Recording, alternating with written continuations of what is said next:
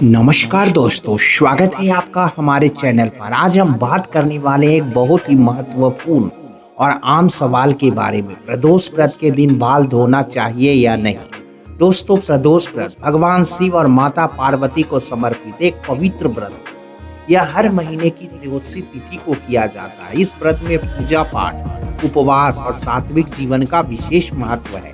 लेकिन कई लोग कंफ्यूज रहते हैं कि व्रत के दिन सिर धोना या बाल धोना सही है या नहीं। चलिए आज इसी विषय पर विस्तार से चर्चा करते हैं। सबसे पहले समझते हैं कि हिंदू धर्म शास्त्र और मान्यता के अनुसार व्रत के दिन में बाल क्यों नहीं धोने की सलाह देता है। व्रत के दिन शरीर और मन दोनों का शुद्ध और स्थिर रखना बहुत जरूरी होता है। बाल धोने से न सिर्फ शरीर की ऊर्जा व्यर्थ जाती है, बल्कि कुछ मान्यताओं के अनुसार इनसे व्रत का फल भी कम हो सकता है। विशेष रूप से प्रदोष व्रत, एकादशी और गुरुवार जैसे व्रतों में बाल धोना पूरी तरह से वर्जित माना जाता है।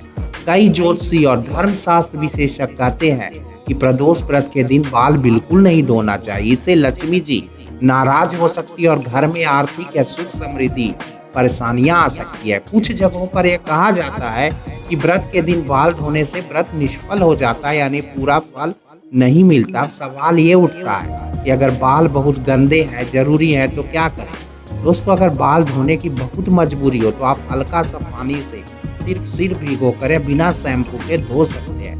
लेकिन पूरे सिर को अच्छे से नहाना या बालों को अच्छी तरह धोना टालना ही बेहतर होता है। ज्यादातर पंडित भी सलाह देते हैं कि व्रत से एक दिन पहले ही बाल धो लीजिए ताकि व्रत वाले दिन इसकी जरूरत ना पड़े। प्रदोष व्रत की पूरी विधि में सुबह स्नान करके स्वच्छ कपड़े पहनने की बात कही जाती है, लेकिन सिर धोने की बात अलग से नहीं है।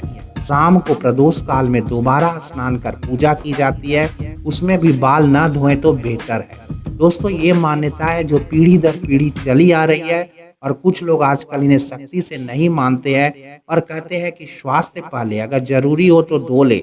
लेकिन अगर आप पूर्ण फल चाहते हैं और भक्ति भाव से व्रत रखते हैं तो इन नियमों का पालन करना बहुत ही जरूरी है।